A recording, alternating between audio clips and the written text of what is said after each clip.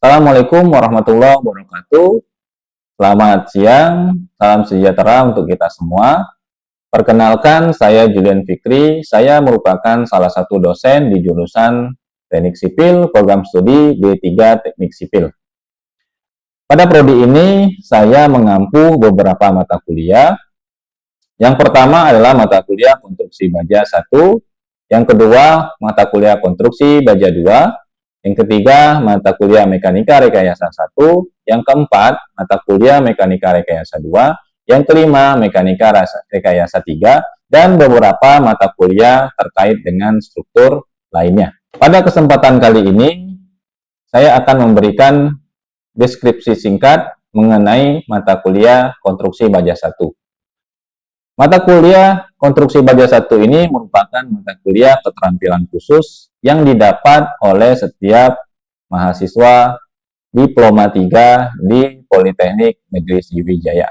Capaian pembelajaran mata kuliah ini yaitu mahasiswa mampu menghitung elemen-elemen konstruksi baja berupa batang tarik, batang tekan, sambungan sederhana, suatu konstruksi dengan konsep LRFD sesuai SNI 1729 tahun 2020. Adapun sub CPMK yang pertama adalah mahasiswa mampu menjelaskan penggunaan baja sebagai bahan konstruksi. Sub CPMK 2, mahasiswa mampu menjelaskan sifat mekanik baja dan pengujian kekuatan baja sesuai SNI yang berlaku. Sub CPMK 3, yaitu mahasiswa mampu menjelaskan konsep desain perencanaan struktur baja dengan metode LRFD. Sub CPMK 4, mahasiswa mampu menghitung batang tarik dengan konsep LRFD sesuai SNI 1729 tahun 2020. Sub CPMK 6, mahasiswa mampu menghitung sambungan baut dengan konsep LRFD sesuai SNI 1729 tahun 2020. Dan sub CPMK 7, mahasiswa mampu menghitung sambungan las dengan konsep LRFD sesuai dengan SNI 1729 tahun 2020. Mata kuliah ini mempelajari tentang perhitungan elemen konstruksi baja seperti batang tarik, batang tekan, dan sambungan sederhana dengan menggunakan metode LRFD yang mengacu kepada SNI 1729 tahun 2020. Materi pembelajaran atau bahan kajian dari mata kuliah ini adalah penggunaan baja untuk konstruksi bangunan, sifat mekanik baja dan pengujian baja sesuai dengan SNI yang berlaku, metode perancangan LRFD, beban terfaktor, tahanan nominal acuan, luas nito efektif, geser blok, kuat tekan nominal, jenis-jenis tekuk, sambungan baut, dan sambungan las. Adapun pustaka yang saya gunakan adalah buku Yuda Lesmana mengenai Handbook Desain Struktur Baja berdasarkan SNI 1729 tahun 2020. Kemudian buku Arifi, Perencanaan Struktur Baja berdasarkan SNI 1729 tahun 2020. Kemudian SNI 1729 tahun 2020 mengenai spesifikasi untuk bangunan gedung baja struktural dan beberapa pustaka pendukung seperti SNI profil baja. Media pembelajaran yang saya gunakan yaitu ada perangkat lunak berupa perangkat lunak untuk tata tulis dan spreadsheet, kemudian ada perangkat keras seperti laptop, proyektor, dan lain sebagainya. Metode pembelajaran yang saya gunakan adalah ceramah dan problem based learning, di mana di awal mahasiswa akan diajarkan bagaimana teori-teori yang ada dan hubungannya dengan penyelesaian masalah. Selanjutnya melakukan perhitungan dengan contoh konstruksi yang ada di lapangan. Adapun kriteria penilaian yaitu kehadiran 10%, sikap dan keaktifan 10%, latihan dan tugas 30%, UTS 25%, dan UAS 25%. Berikut merupakan video pembelajaran pada pertemuan keempat yang akan membahas tentang perencanaan struktur tarik pada konstruksi baja sesuai dengan SNI 1729 tahun 2020. Selamat menyaksikan. Baiklah, Assalamualaikum warahmatullahi wabarakatuh. Selamat sore, adik-adik sekalian. rekan-rekan sekalian, bagaimana? Sehat? Alhamdulillah. Jadi seperti biasa ya, kalau kita bersyukur atas nikmat, kita akan diberikan nikmat lebih. Seperti itu ya. Nah, di kelas kita sudah biasakan untuk sebelum memulai, kita berdoa dulu, agar apa yang kita lakukan ke depannya bisa menjadikan manfaat untuk kita nantinya ya. Persiapan berdoa kita mulai.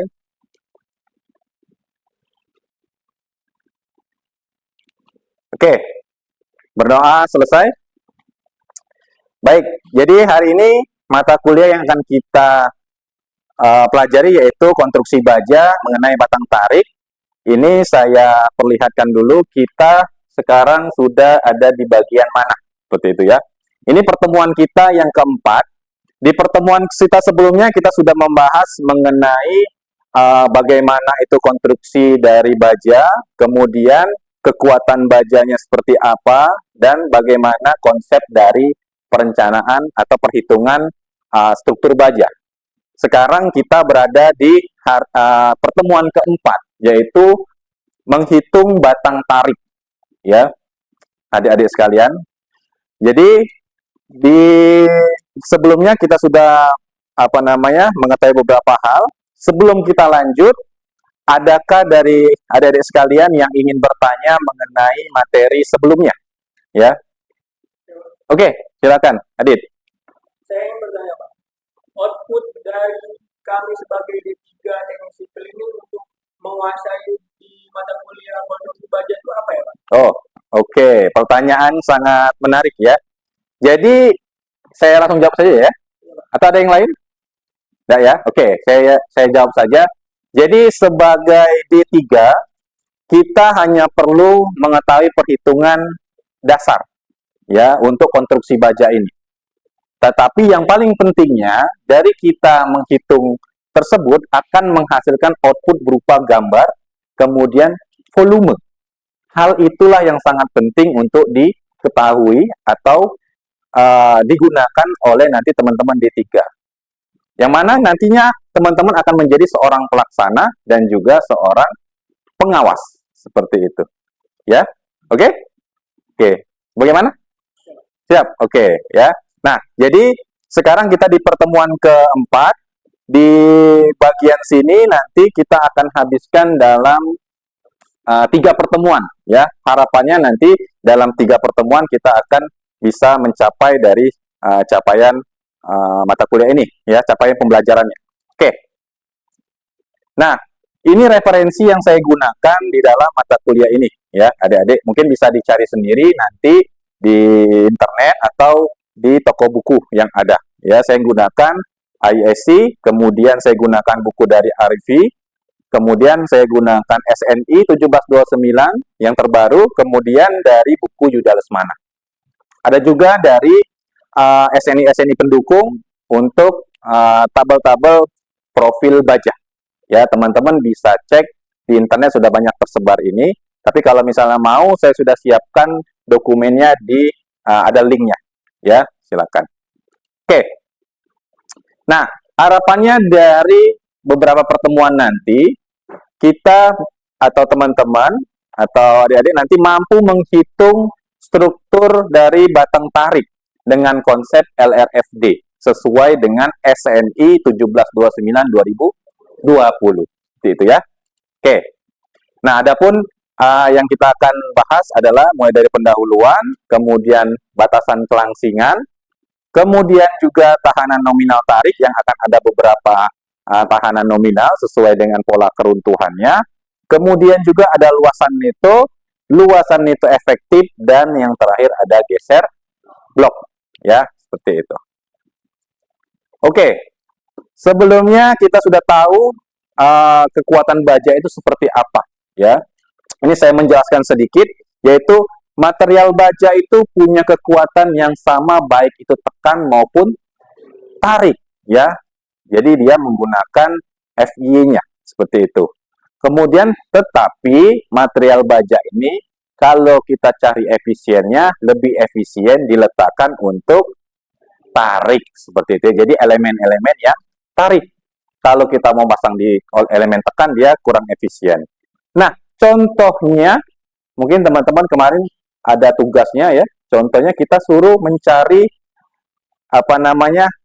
struktur-struktur yang baja seperti itu ya, struktur-struktur rangka seperti itu. Nah, mungkin sudah pernah lihat struktur rangka atap seperti itu ya, tower, kemudian sistem pengaku atau bracing ya, di dalam misalnya ada gedung-gedung ada bracingnya seperti itu.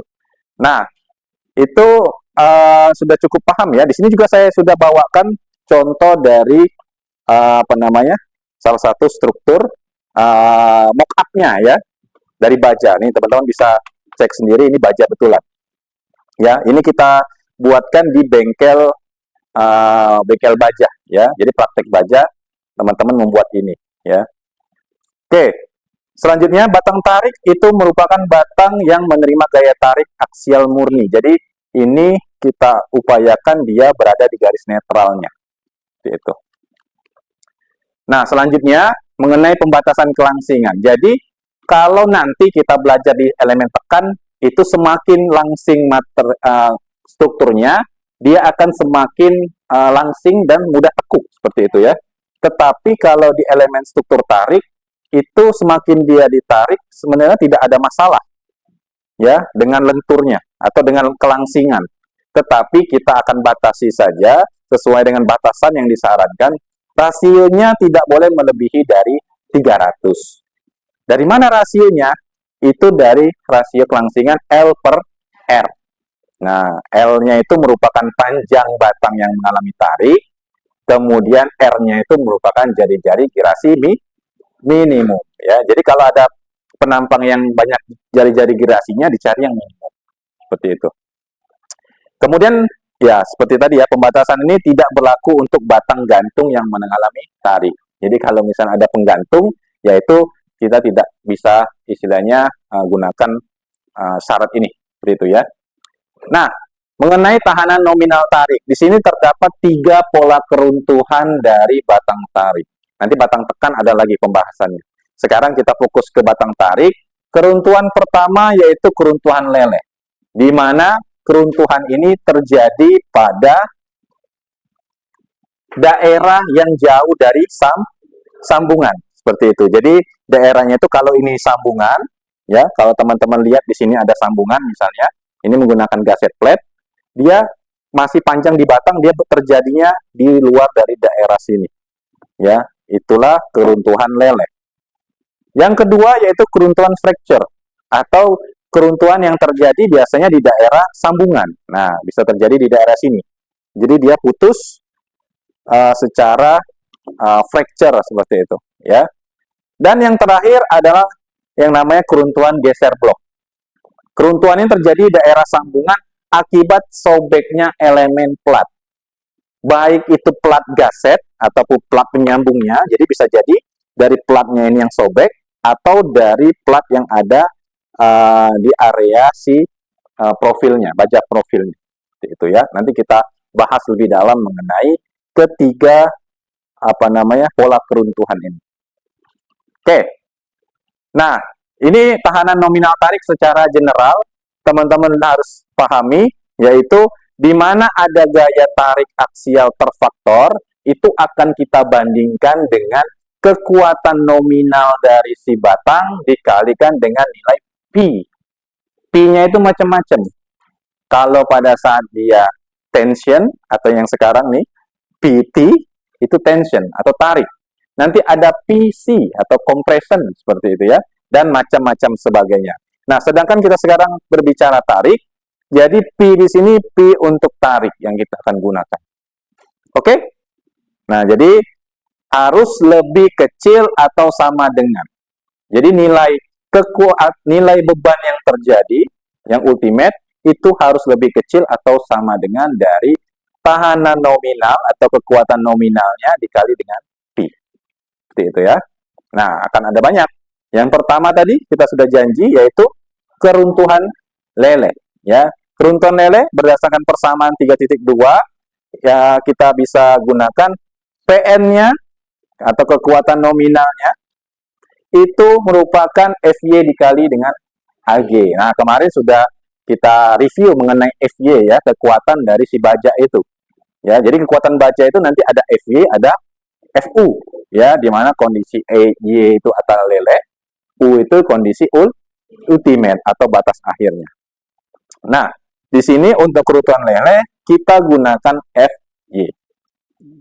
Tinggal dikalikan dengan luas penampang kotor atau bruto ya, AG. Nah, luas penampang AG itu merupakan luas penampang yang tidak dikurangi oleh lubang baut. Jadi kita anggap ini adalah luas penampang kotornya. Nanti ada luas penampang netonya ya, yang sudah dikurangi oleh lubang baut seperti itu. Tapi itu selanjutnya ya. Oke, kita next.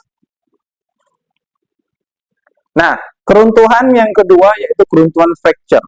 Keruntuhan fracture yang terjadi di daerah sambungan tadi itu merupakan, kita gunakan kekuatan nominalnya adalah FU atau kekuatan dari tarik maksimum ultimate ya, dikali dengan luas neto efektif.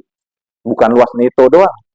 Kalau luas neto itu dia cuman dikurangi dari lubang-lubang aja, tapi ada efektifnya. Ya, nanti kita belajar lebih dalam. Dan di sini pada saat dia nanti digunakan P-nya, yaitu P yang 0,75. Seperti itu ya, untuk kondisi fracture. Oke, ada pertanyaan sebelum kita lanjut? Oke, kalau belum ada, cukup jelas? Oke, kita lanjutkan ke materi yang lain. Oke, seperti itu ya. Jadi hal ini perlu diingat sebelum kita nanti menghitung luas neto. Nah, ini contoh perhitungan luas neto untuk dari lubang baut yang segaris ya. Jadi lubang baut itu nanti ada beberapa jenis, ada segaris, ada yang staggered ya. Nah, jadi kita lihat kalau yang staggered ya tidak beraturan ya, bisa disesuaikan ukurannya. Kalau ini segaris ya, bisa segaris seperti itu. Oke, nah ini contoh yang segaris. Cara menghitung luas netonya ya sederhana saja ya. Jadi teman-teman tinggal membuat perhitungan luas penampangnya dikurangi dengan jumlah baut dikali diameter baut dikali dengan tebal penampangnya ya. Jadi kayak hitung-hitungan luas aja seperti biasa ya. Didapatkan luas penampang neto seperti itu. Nah, beda halnya dengan lubang baut yang tidak segaris atau staggered ya. Bisa dilihat kadang terjadi untuk kita mencapai jarak dari baut ini biar aman, kita harus buat dia zigzag seperti itu ya. Jadi agar dia tidak mengalami misalnya jaraknya terlalu dekat dengan standar yang sudah berlaku.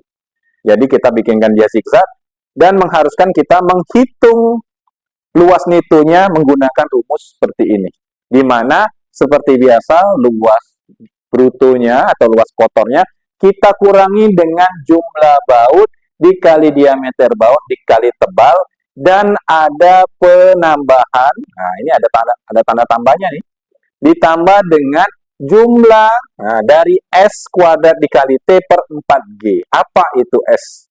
S itu merupakan jarak antar bautnya. Jadi ini 1, ini 2, ini 3. Seperti itu ya. Kemudian jarak antar baut yang horizontal, ya. Kemudian apalagi ada G, jarak antar baut yang vertikalnya. Kemudian nanti tinggal dimasukkan ke rumus berapa banyak jumlah dari nilai ini. Contoh nih, kalau misalnya ini dia cuma punya 1, ya. Nanti kalau misalnya ada banyak, ini saya contohkan di papan tulis. Misal saya punya seperti ini bentuknya. Oke, misal seperti ini. Nah, di sini ada S-nya. Di sini ada G. Ini misal sama ya. Di sini ada 1, 2. Jadi ada 2 di sini, ya. Seperti itu. Teman-teman bisa tinggal mengkalikan 2 kalau sama. Tapi kalau beda tinggal ditambah-tambah saja. sebanyak mungkin, ya. Kalau misalnya nilai sama ya tinggal dikali 2. Tapi kalau misalnya jarak G-nya ini beda, misalnya G1 ini G2, ya dihitung satu per satu. Itu ya, dijumlahkan saja. Kenapa? Karena di sini tandanya sigma. Kita pakai penjumlahan. Seperti itu ya. Dengan penjelasan seperti ini ya, jarak antar baut sejajar arah gaya, dan G itu merupakan jarak antar baut dalam arah tegak lurus gaya. Atau simpelnya, kalau dia gayanya tarik, berarti dia sejajar itu horizontal, tegak lurus itu vertikal. Oke?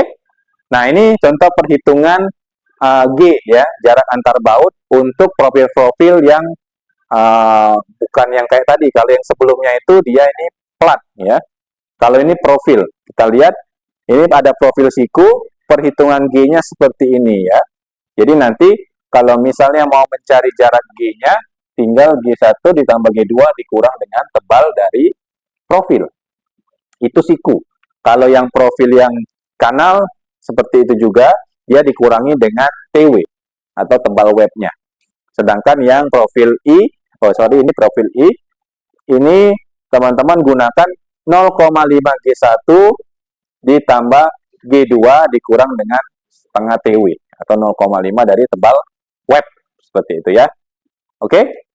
Nah, sebelumnya juga kita sudah belajar mengenai bagaimana membaca atau mencari tabel profil ya di pertemuan awal-awal. Seperti itu. Oke, sampai di sini ada pertanyaan terkait dengan luas penampang itu. Cukup jelas? Oke, cukup jelas ya. Baik. Kalau cukup jelas, kita akan masuk ke, mungkin kita akan coba contoh soal. Ya, seperti itu. Oke, saya akan coba contohkan di sini contoh soal untuk luas penampang itu. Ya. Mungkin nanti ada yang menjadi volunteer untuk maju ke depan. Silakan ya. Oke. Yang pertama, mungkin seperti ini bentuknya. Penampang yang seperti ini, yang lurus. Oke. Di sini terdapat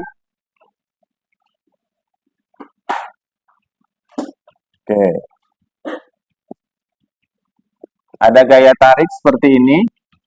Diameter dari ini, diameter baut atau diameter lubang aja ya. Atau baut dulu lah. Teman-teman kemarin sudah belajar. Diameter bautnya saya pakai diameter 16 mili. Ya. Oke. Kemudian untuk penampangnya ini tingginya 100 mili. Kemudian tebalnya dengan tebalnya itu 6 mili. Oke. Coba cari luas AN-nya ya. Berapa? Oke, ada yang mau volunteer? Oke, silakan. Nabila. Ini cuma plat saja. Ya, kita anggap platnya. Kalau dari samping kita buatkan seperti ini. Oke. Nah, cuman plat doang. Oke? Nah, silakan. Berapa kira-kira luas penampang nitonya? AG-nya dulu berapa kira-kira AG? Berapa AG-nya? Coba kita pakai rumusnya tadi.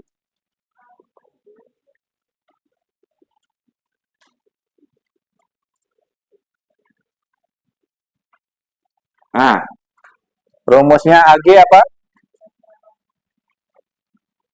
Kita anggap ini adalah berarti 100 dikali 6 ya. Berapa ini? Milimeter kuadrat. Nah, sekarang AN-nya berapa? Coba Nabila bisa maju ke depan. Oke.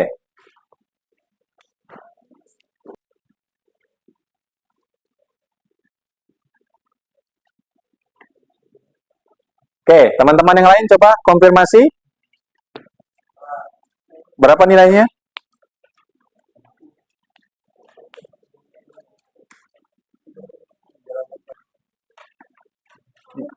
Dua dikali 16 dikali 6 berapa?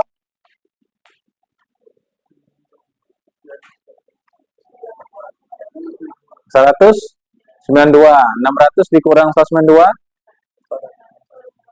Oke, sama ada yang lain? Ah, yang lain gimana? Ah, diameter bautnya ya. Oke. Gimana syaratnya?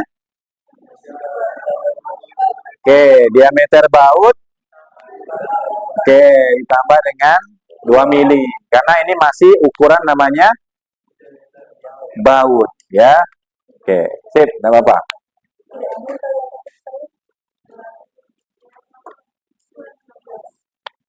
Oke. DB ya. Oke, apakah sama semua? Oke, ya, terima kasih ya, Nabila. Tepuk tangan dulu. Oke. Jadi yang perlu teman-teman ingat, kita hanya mengecek yang segarisnya saja ya. Nah, seperti itu ya. Bisa jadi dia putusnya di sini, atau di sini, atau di sini. Ya, seperti itu. Yang mana saja. Ya, yang jelas kita ambilnya yang segaris, seperti itu. Ya, yang pasti yang paling ujung seperti itu misalnya ya. Tergantung yang mana yang terjepit. Ya, yang ini bagian lepas nanti misalnya.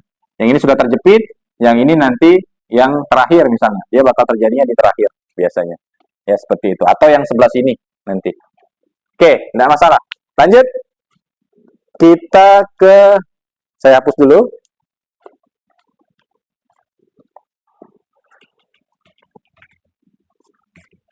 Jadi yang perlu diingat, kalau di soal ada diameter baut, berarti masih belum menjadi diameter lubang. Itu ya. Pola keruntuhan terakhir yang belum kita cari yaitu adalah keruntuhan geser blok ya. Ini kita masukkan ke dalam tugas ya. Jadi pertemuan kita cukupkan untuk hari ini. Silakan nanti tugasnya dikumpulkan di drive ya. Bisa dikumpulkan di sana. Tidak lewat dari pertemuan minggu depan. Ya, silakan dikumpulkan lebih awal, lebih cepat, lebih bagus. Seperti itu. Jadi dapat saya simpulkan, hari ini kita telah mempelajari yang namanya pola-pola keruntuhan dari batang tarik, ya. Kemudian kita sudah juga mencoba menghitung bagaimana luas penampang neto, kemudian bagaimana juga mencari luas penampang efektif, ya, neto efektif, dan sampai mencoba juga perhitungannya dengan contoh soal, gitu. Nanti kita akan lakukan ini selama 3 pertemuan ke depan atau 2 pertemuan lagi, ya, maksud saya. Harapannya nanti apa yang menjadi capaian dari mata kuliah ini akan bisa dicapai, seperti itu. Sebelum saya tutup, apakah ada yang mau ditanyakan terakhir? Tidak ada? Oke, cukup jelas? Oke, ya, terima kasih atas waktunya. Saya akhiri. Wassalamualaikum warahmatullahi wabarakatuh. Selamat sore. Baik, tadi merupakan video pembelajaran mata kuliah konstruksi baja 1. Semoga yang disampaikan dapat bermanfaat, dan sebaik-baiknya manusia adalah yang paling bermanfaat bagi orang lain. Terima kasih, saya akhiri. Wassalamualaikum warahmatullahi wabarakatuh. Selamat siang, salam sejahtera untuk kita semua.